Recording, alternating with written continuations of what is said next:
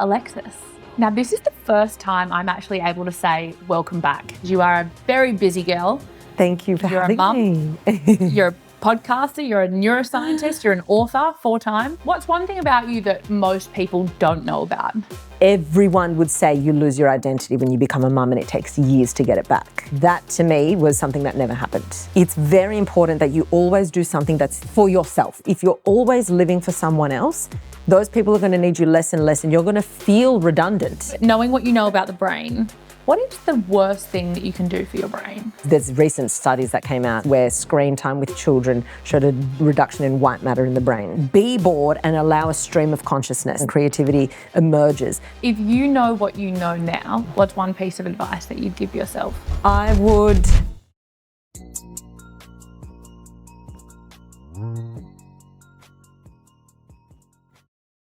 Alexis. Now, this is the first time I'm actually able to say welcome back. Is it? You are my first repeat guest. Really? Yeah. Oh, this is so special. Thank you. Special. Well, I think it's actually really funny because this morning on my way here, I listened to our episode, which was episode 10. I loved that episode. Back. And I wanted to hear like what we were talking about, what life stages we were at. You obviously hadn't had your 2 babies. Yeah. You weren't even pregnant at that time. No. When did we, that was 2 years ago. 2024. I was going to say 2004. 2024 was a long time ago. Long time. 24, yeah. Yeah. So it was like we were talking about, you know, way different things. And I kind of thought, I was like, wow, we were so different then to what we are now. Like your life has changed so much in that time. And I'm like, it's so nice because to revisit that and then look at where you are now, but then also reflect on where I am now and where the podcast is now. It's crazy. So thank you for being my first repeat guest. Of course. Thank you for having me again. I wouldn't have it any other way. Now I want to start by understanding one thing about you. We've obviously been friends for a while. What's one thing about you that most people don't know about? One thing that I think maybe might be a surprise is that I, all through primary school, had like 2 friends and was very timid and I was extremely shy. Polar opposite to what you are now. Polar opposite to what I am now. And I didn't speak English when I started school, even though I was born in Australia. So like I could understand English. Yeah. But my parents are South American, so I was first generation Australian. I am. And we just spoke Spanish at home. And they did that on purpose because they were like, we know you'll pick up English, no problem, but we want you to be fluent in Spanish. So that was the language we spoke at home. And I knew English because obviously, you know, daycare and TV, you're exposed to it. So, and children like pick up a language with no problem. But I started like kindergarten and I didn't speak English, which is hilarious. And that also probably led me to be quite timid at school, even though within a few weeks I was speaking English. Like if you're under the age of 6 and you're fully immersed, you learn a language fluently in 6 weeks. Totally. But then I was like really shy and timid, but really outgoing at home. So I always wanted to be outgoing because I was like that with my extended family, my cousins. But it took us moving from Sydney to Queensland. And I literally, as a 10-year-old, I was thinking, this is my chance to actually be myself outside of the home, outside of the family. Because I felt like even as a child, I was like, everyone just knows me as the timid kid. So I almost had to like remove myself from that environment altogether when we moved to Queensland. And that was my chance to like be the bubbly social person that I always have been. Yeah, so probably that. Yeah. No, I love that. Do you speak fluent now? Yes. Still? Yeah. Yes. It's not as perfect as my English, like obviously now English is obviously by far the dominant language. Yes. But yeah, I can speak fluent Spanish and Spanish for me. Bueno, ¿qué quieres que te diga? What do you want me to say? Love. Okay. Now, you recently become a mum. Yes. Congratulations. We've obviously seen each other, et cetera, and talked about it, and it feels weird saying congratulations now.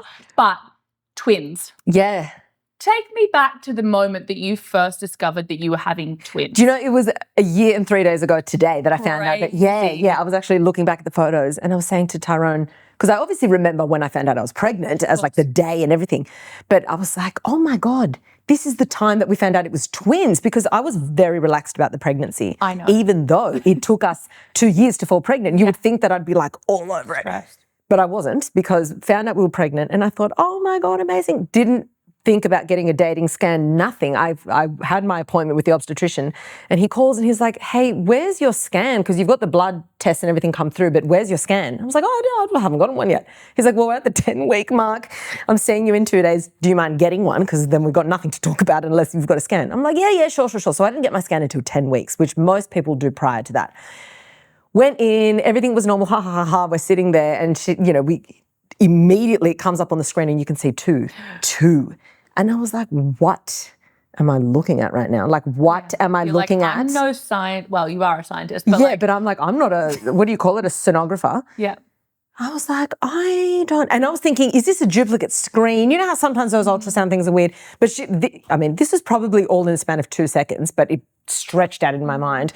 And yeah, the sonographer, I believe that's the name, she stops the thing and she was like, so you're having twins? And I actually speechless. I'm rarely speechless, rarely. I'm quickly interrupting the episode before we get in too deep.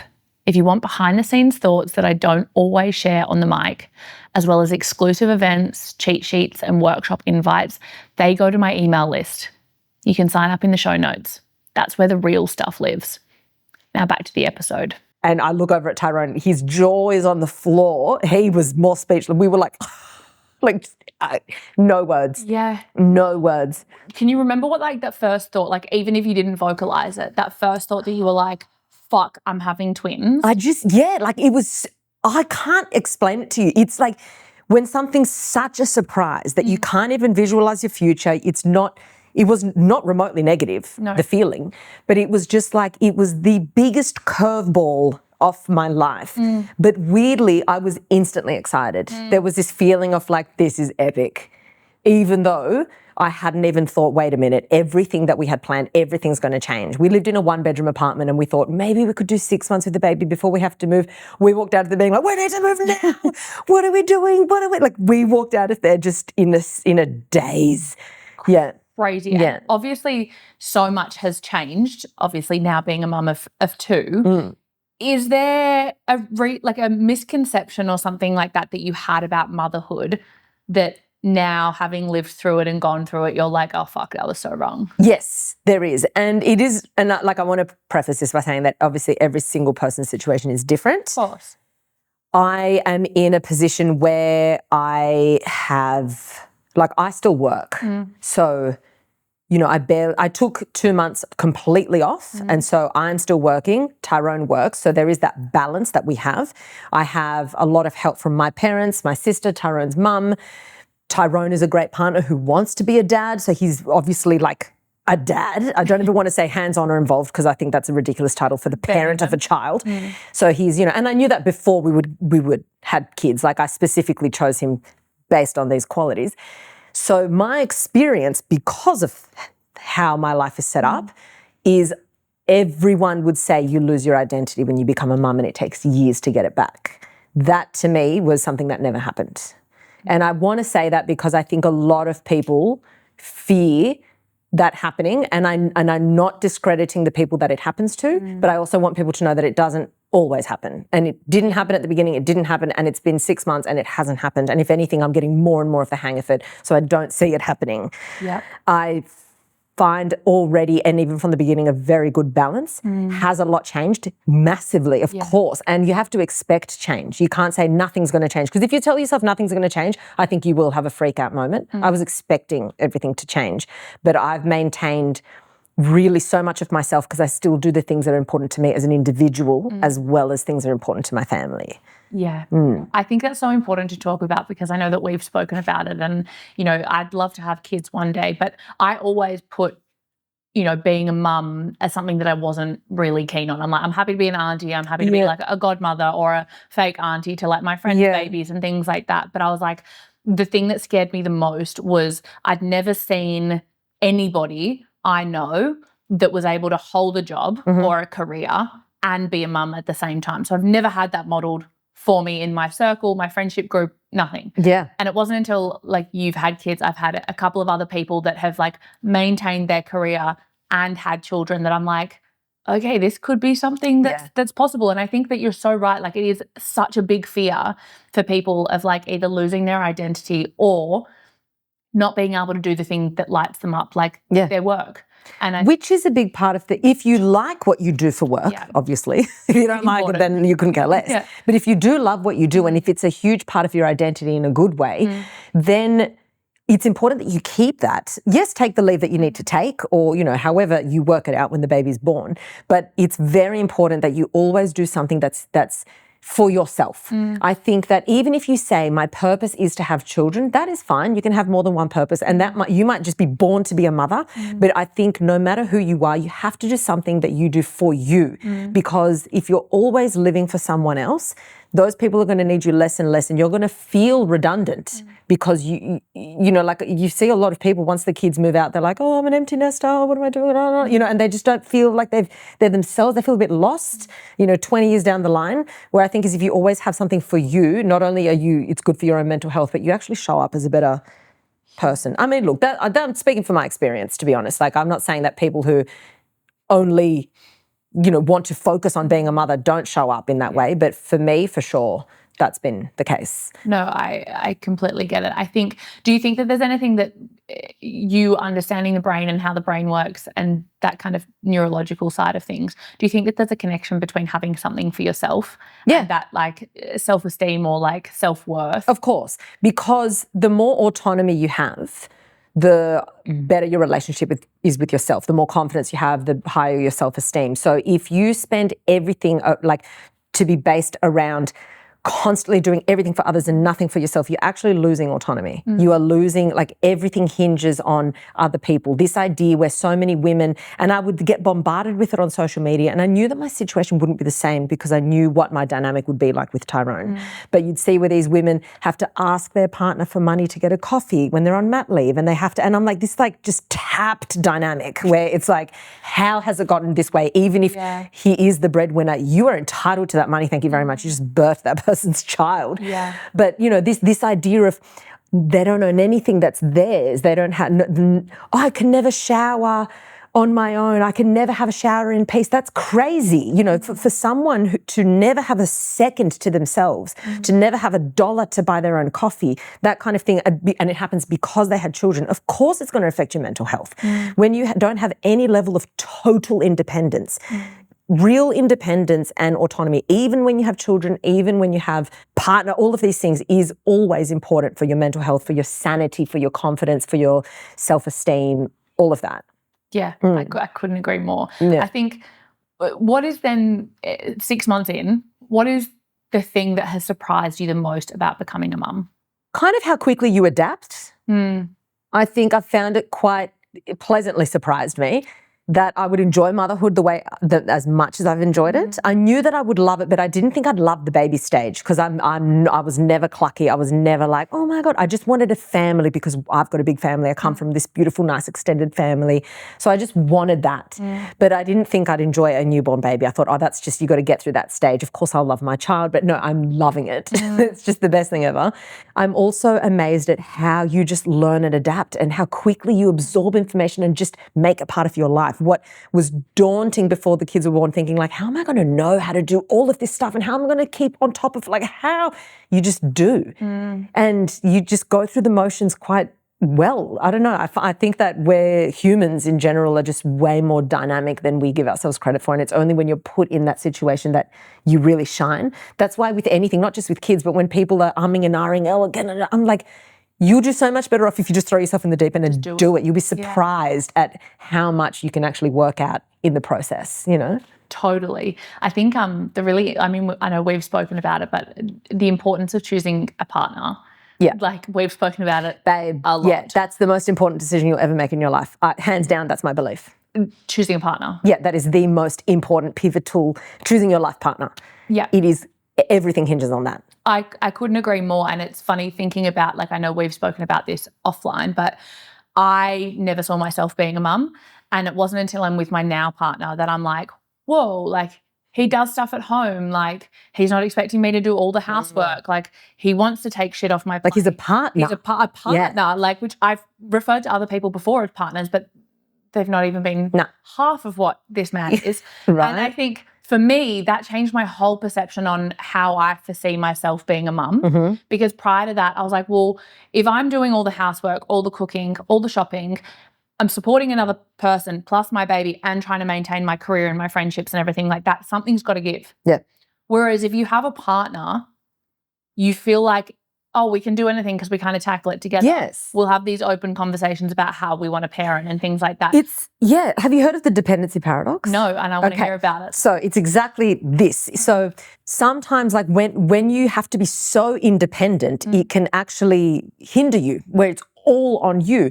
The more you can depend on someone in a secure, stable way, like talking about secure attachment and all of that, in a secure, stable way, like in your situation and in mine, the more you can be like, I don't have to be hyper independent. I'm allowed to lean on you. You've created a safe space for me. I can ask you to do things for me and not for you going to throw it in my face. You're that base for me. You actually then have more freedom to do more in your life, whether it be become a parent, whether it be explore more avenues in your career, because it actually lightens the load. So it's this paradox thinking, I would think that if I had to depend on someone, then I'm hinging on them and then I would be less independent. It actually, healthy dependency allows for more independency as well. Which is crazy. Yes. Right? Because I think like when me and my partner got together, well, I still say it to this day, like the biggest issue we've had to overcome is that we were both so independent because our independence was a direct, for lack of a better word, a trauma response for being let down in the past. Of course. So you become hyper independent because you're like, well, I can't fucking trust anybody. I'll just do it by myself. And the hardest thing was having two independent people come together and then be like, hey, we can depend on each other and you can let go a little bit. Yeah. What would you say if someone is at a point in their life where they're like, is this the right person for me to have a child with, or is perhaps looking for somebody that will help them be that person? Yeah. What advice would you have? I think when I was looking at, well, firstly, you have to decide, am I okay with never having children, or is children a non-negotiable? Because if for you children is a non-negotiable, you're probably going to accept more shit, if that makes sense. Like you kind of think, well, you know, no matter what, I will have children, even if I have to take the hard road, which is fine. There's no judgment on that. And some women are like that. They're like, I might have to go at it alone. I might have to have kids with this person who's probably not the most supportive partner or helpful or whatever, or they won't pull their own weight. But for me, I knew my whole life I would be happy without kids. I was like, I could be child-free and live a very happy life. I wanted them, but I knew that it would be okay if I didn't. So therefore, I could be quite picky with what my decisions were around who would be the father, because, you know, I could say, you know, it's never working out, no problem. With Tyrone, I always thought, and it's important before you have kids, you have to make it clear, what are your expectations of me as a parent, day to day, not overarching. We wake up, what happens? Ask your partner that, genuinely, because then they start thinking, oh, well, I'll go to work and whatever. No. We wake up and the children wake up. What is happening? You know, like, because then then it's like, if this person hasn't even fathomed, oh my God, yeah, true, who's going to, you start thinking, because a lot of the time there's this expectation, even if you are 50-50 financially in the household, there is an expectation that the woman just does more with the babies.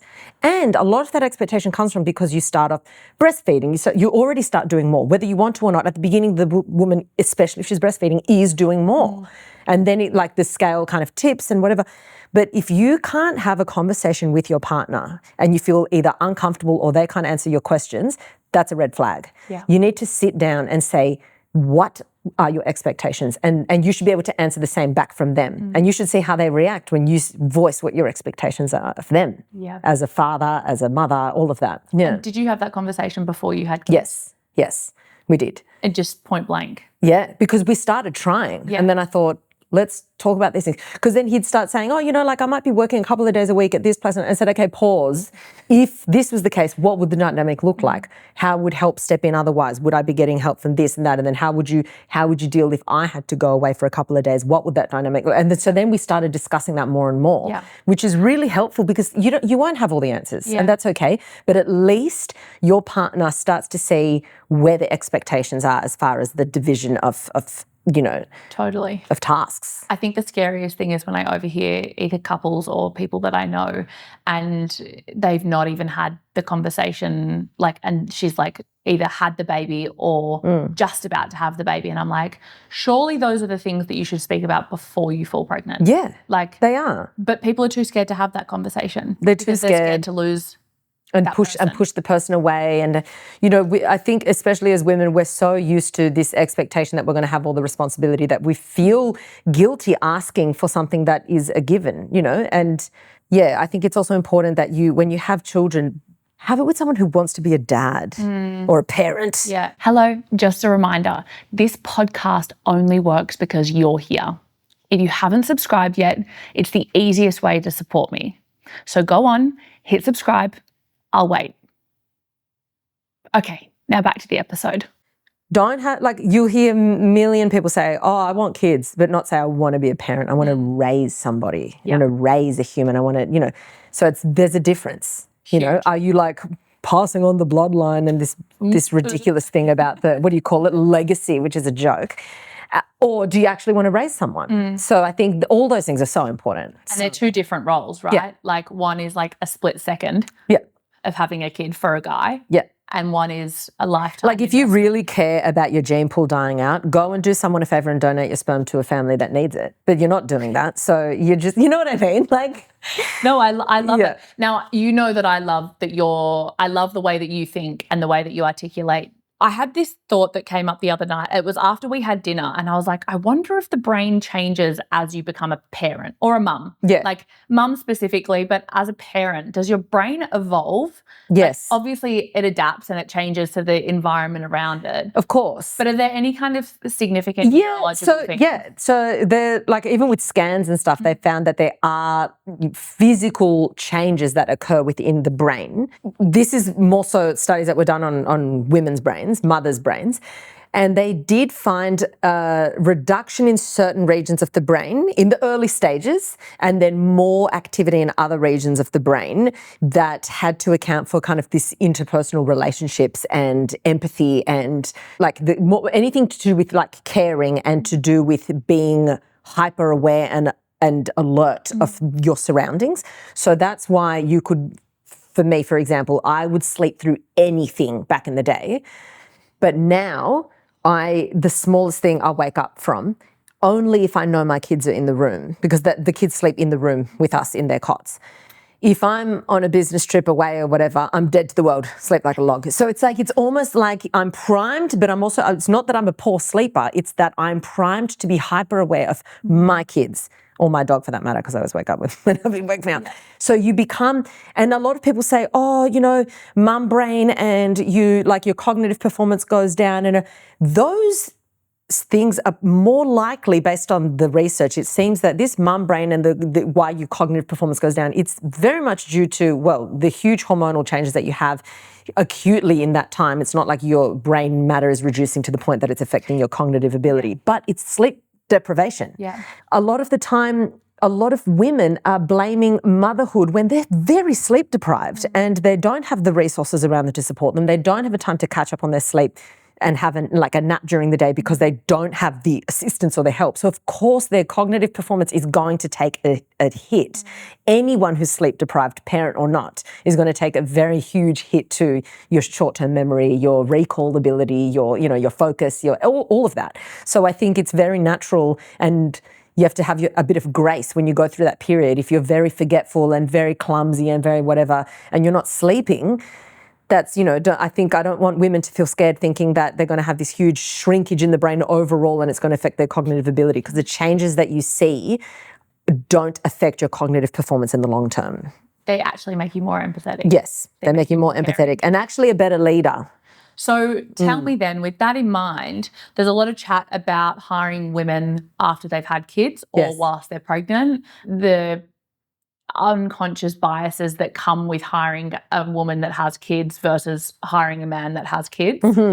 What benefits would you say as an employer would come with hiring a mum? A lot of mothers do make very good leaders. Of course, you also have to have the professional skill set, obviously. Yeah. But there is a lot to be said for women being really good, well, mothers also being really good leaders because of their ability to understand like these relationships, like the emotional side of a relationship, and being able to lead a team better because of that. Mm-hmm. It's less black and white. And I think that we can't act like emotions don't play such a big role in how we lead a team. Because we are human at the end of the day. We're not a bunch of just computers or robots. So I think that's where women can really have an advantage there. I agree. You spoke about mum brain before. Yeah. Mum guilt is a term that is thrown around all the time. Like, I have guilt about leaving my babies or going to do work or whatever. Yeah. Is it a thing? Is it like is guilt a neurological symptom? Like, yes. Yeah, well, yes and no. Okay. There's the conditioning. Sure. And then there is the genuine symptom. So I think, and separate to mum guilt, think about guilt in general. There's the guilt that you feel when you know you yourself could have done something but you didn't. Yeah. So it goes against what you stand for, guilt, versus when someone's tried to make you feel guilty. And then you're like, oh, I feel bad. But then if you reason, you're like, wait a minute, maybe I shouldn't, so there's the conditioned guilt where people use guilt as a currency on you and try and make it manipulate, like, your actions. Or there's the real guilt of, say you were a bit rude to someone and then you leave and you're like, that's not me. Why was I rude? And then of course you're going to feel bad. That's actually a healthy response because it helps us curb our behaviors. Sure. So I think when it comes to mum guilt specifically, sometimes if we didn't spend, for example, if I go to work because I have to make a living to pay for my family, but then I do have quality time with my children, I don't feel guilty. If I have spent a really good quality afternoon playing, engaging, this and that, and then half an hour before their bedtime, I go and meet my best friend for a drink while Tyrone does the bedtime, I don't feel guilty. If I was away from them all day or I spent time on my phone scrolling while they were right there, I would feel guilty. So notice the difference. One that's in my control and I was wasting away time that I could have spent with them, and then I think back in hindsight, that's time I'm never going to get back, and really what did I gain? Versus things that make me a better person or benefit the family, then I don't feel guilty. I think it's important that you have a social life and that you have a work life because it actually benefits the family unit, It's also that conscious decision, right? Exactly. It's like if you're mindlessly scrolling and your babies are there, that's a conscious decision that you've made, or a subconscious decision that you've made that you then reflect on. You reflect on it and then you think, well, I didn't have to do that and I gained nothing. It's different to like, okay, I don't have to meet up with my friend for a drink, but it benefits me. I'm a better person. It gives me it's good for my mental health. It gives me a well-rounded thing. I'm also not going out every single night. She's not hitting the clubs. Yeah, hitting the clubs. But do you know what I mean? It's like that nice balance. And if I feel like when I'm with my kids, I'm giving the best of myself when I'm with them, then I don't feel guilty. I think a lot of women also buy into having to feel guilty. A lot of people, someone asked my best friend recently, she's like, oh, did you struggle so much when you went back to work and you had to leave your kid at daycare? She was like, no, I didn't. She's like, I didn't struggle. She goes, I love my job. I'm very good at it. I really enjoy doing it. My kid loves going to daycare. Literally. So she was just like, why do we have to feel guilty? How else am I going to put a roof over his head? Literally. With smiles, how are we going to do it? You know what I mean? So why feel guilty when he's well looked after and happy? I'm doing a job that I love. We have great mornings, great evenings, great weekends. That's a great dynamic. Yeah. Yeah. Has it changed how obviously you've documented a lot of your life over the years, like from when I first met you and we were both into kind of hardcore fitness and good times, activewear and all of that. So good. All the way through to like where you are now. Obviously, like how you've showed up has evolved and changed through your various life stages. And I know that your live show talks about those life stages as well. Yeah. How do you find that you've evolved now, how you show up as a mum? I feel like it's made me a bit more inconsistent, for sure. I wish I was a bit more consistent, and that's the direction I want to head in, aim for a bit more consistency. But I do think that I'm trying to show a bit of both sides. I think at first I thought, when I have kids, maybe I won't bring any of that into my content at all. But then I thought, well, it is part of me, and it's part of this next evolution in my life. And it's hard not to talk about it. It's important that I do. Totally. As long as it doesn't completely take over my content, because I don't want to change my content altogether either. So I think it's nice to try and include a bit of that, and also how I've evolved and how I've changed. I think it's important. Yeah, and you said that obviously like things change, like silly to assume that they won't. Obviously there's 2 humans that you are keeping alive essentially for, the foreseeable future, which is crazy. Your life is busy generally. Yeah. Add 2 children, twins, to the mix, chaos. Overwhelm will play a role at some point.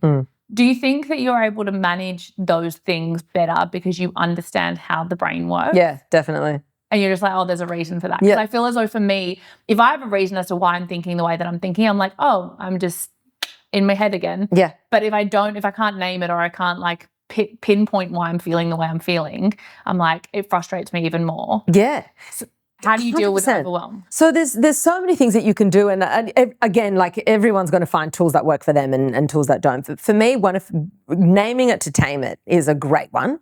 So just literally naming the emotion you're feeling in that moment is proven to, at the very least, take the edge off, if not reduce it dramatically. The intentional sigh is a huge one. So if both the babies are screaming at the exact same time and there's no way that you can settle both of them and I'm just alone with them at home, an intentional sigh is so good to regulate your nervous system. Just one really big deep breath in and one really, do 3 of those in a row. You actually start to regulate your nervous system, because you go from tense, fight or flight, you're switching from like your operating system. When you're like tight like this, you're breathing shallow, you're stressed, and you're tense, and then you're getting hot and bothered. And of course your body is thinking, okay, if I'm shallow breathing, if I'm hunched over, if I'm like, I've got to be ready to react. Like I'm in a highly stressed, high cortisol state. If I start taking deep breaths, I'm telling my nervous system I'm not in threat, because when you're not threatened, that's when you relax, open your chest up and take a nice big deep breath. So you're tricking your nervous system into thinking I'm no longer under stress. Like dogs do it all the time. I said this. So my dog does it all the time. The dogs do it all the time. It's a change of state. When I'm ready to change my state, do a big sigh. That's why they do a huge sigh before they fall asleep. They could have been having like, and then they'll do like 3 circles or 10, then finally lie down, and then literally my dog, I'm like, she huffs like she works an 80-hour week. She's changing her state. She's like, I'm ready to change states. No, I love that. So in the middle of a stressful moment, I'll do this intentional sigh. And another thing that I always remind myself is they've never, like, this will not last. The moments of high stress are acute. If I can just get through the next 5 minutes, I'm probably going to be good, and they'll have relaxed by then.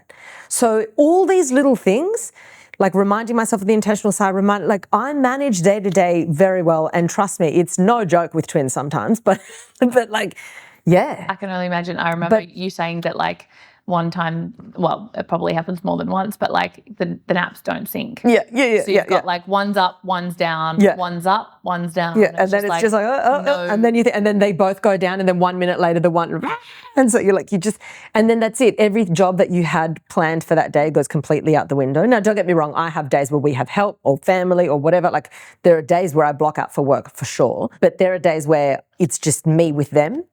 You just have to also expectations on yourself. That's a really good way to manage your stress. If I start the day saying, it would be nice if I had pockets of time today to get these things done. However, I'm setting myself up to know that that may not happen. And if it doesn't, then it's all good.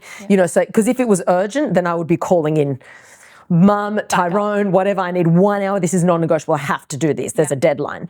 But if there isn't a deadline, then you have to set the expectation at the start of the day. That way, if it is one of those non-napping sync days, then I think, oh, it is what it is. Yeah. It is what it is, and it's fine. It's one day at a time. Yeah. If you know what you know now, 6 months in, and you had to go back to you before you fell pregnant, what's one piece of advice that you'd give yourself? I was very relaxed in my pregnancy, but I would just have no fears around this identity thing. One thing that I am really grateful for is that I really did have so many experiences in my 20s. I really lived that independent life of, so not that I still don't want to do those things, I still do, but it's going to look different now. But I'm very glad I lived a very full life before the kids, because now I was very comfortable to enter this chapter. And that was one thing in my pregnancy. I knew I wanted the kids, but I was very like, will I be ready for that chapter? Will I feel like I'm missing out? And no, at no point have I felt like I'm missing out. Even when I've had to say no to certain events or no to certain social things, I don't feel like I'm missing out. And I think I would have said that to myself, like, you'll be amazed at how much you kind of ease into this you know, like, you know, those people that kind of wait for the partner and wait, like, when will I meet this partner? And I just want us to fall pregnant, and they're waiting. Live your life. Go and live your life, because whether you wait for someone or whether you don't, time is going to pass anyway. You need to go and have those experiences, live your life. Don't be waiting around for that relationship to roll around, and if it does, for them to be ready to have a child. Like, don't. Because then you'll have the kid and you'll resent yourself, because you're like, now I really am grounded. Yeah. And then I think a lot of people find themselves in that situation and have that struggle with their identity, because they're like, when did I live for me? And they've spent their whole life waiting for somebody else. Yeah. I love that. How do you manage that now with kids? Like, obviously there is that element of flexibility, and it's a place of privilege to obviously have as much help as you do, or help generally, even a partner in some instances. You know, some women don't have partners raising their kids. But how do you manage your time now where you're like, you've still got a business to run, you've still got work to do? How does your week look like? It's very all over the place. Streamline. I have an assistant, Shania, and she's a godsend for sure. Like, shout out Shania. Shout out to Shania. Literally every podcast I'm like, Shania. Like, she is just the best. So that's a huge, huge help. And like, you know, you need to put, when you run your own business, and when you have to put things into place to make things happen, because you know, you have to spend the money where it's going to really reap the benefits. And for me, that's in Shania, for sure. It helps organize a lot of things. She helps, you know, with like what's a deadline and what's not. Another thing that's so important is really know the difference between an absolute deadline urgent versus what we say is urgent but may not be that urgent. And you have to really flesh that out. At the start, it was very haphazard. Now I'm slowly getting back into a bit of a rhythm. I also feel like I have the potential to be more organized now than I did before kids, because I think when you have more responsibility, you almost have more of a reason to be organized. I think when there's less responsibility, you can get away with not being as organized. So that's your default. So I was saying to you at dinner the other night that my word for the year is organized or streamlined, because I have to. I don't have an option, because if I am all over the place, then it's going to my work will suffer. And I could have gotten away with it in the past, but now I can't. So I think in a way, it benefits me having more on my plate, because it forces me to start structuring things a little bit better. And, you know, you think if I have an hour, I probably would have gotten 3 things done in the past. Now I get 10 things done, you know? Totally. It's that whole saying of like, give me 5 hours to clean the house, it will take me 5 hours. Give me 30 minutes and the house will be clean in 30 minutes. Definitely. I'm on my phone way less now, way less. And I'm pretty good with managing my time on social media, but I'm telling you, way less than what it used to be. Yeah. For sure. And do you think, like, I know the concept of work-life balance, I hate it, because I think it looks different for everyone. And also it is what you make it, right? Like, I don't think it's work-life. I think it's just life and we manage it. How do you view that now as a mum versus pre-babies? I'm much better at completely switching off from work when I'm spending time with the babies. I think for me, one thing that I've made very clear in my head and to myself is I never want to have regrets. And if I'm going to be spending time with my children, even if it's like, if it's a full day or if it's just a couple of hours, I'm going to be there, present. I'd rather be present, you know, for a solid 2 hours, present, than half-assing being distracted the whole time, all day. Because what does that give them? Nothing. Like, you're just floating around, but you're not actually there. So for me, when I'm not working, I'm really in the moment present with them. And that's something that I'll never regret. You know, I'll never look back being like, oh, well, I wasn't present. So that I feel really happy about that. And I want to carry that through my whole life with them. But I think, I think it also, the idea of work-life balance, it's never a perfectly balanced thing. I think Rachel Dillon mentioned this in a podcast once when I was chatting to her, but she talks about like there's cylinders firing and you've got one that's firing at 100%, one maybe at 80, one at maybe 20, one at maybe, and then the other one, you bring it to 100, but then the other one, it's never even, never. As long as you give enough attention, and like you're just always playing this fine game of like, oh, that one's gone down, now I've got it, but now this one's going to drop down. But as long as you can just be across it and be aware when one's suffering, not wait till it's fully drained, like relationships, often you'll be like, kids, work, and your relationship is down in the dumps. So it's like, it's just know where your attention is needed and know that you can't spread yourself evenly. But as long as you can keep checking in, I think that's the main thing. This conversation doesn't end here. Part 2 is where we go deeper. Make sure you subscribe so you know when part 2 drops. Remember, you don't win by posting more. You win by being the name they think of first. Stay top of mind.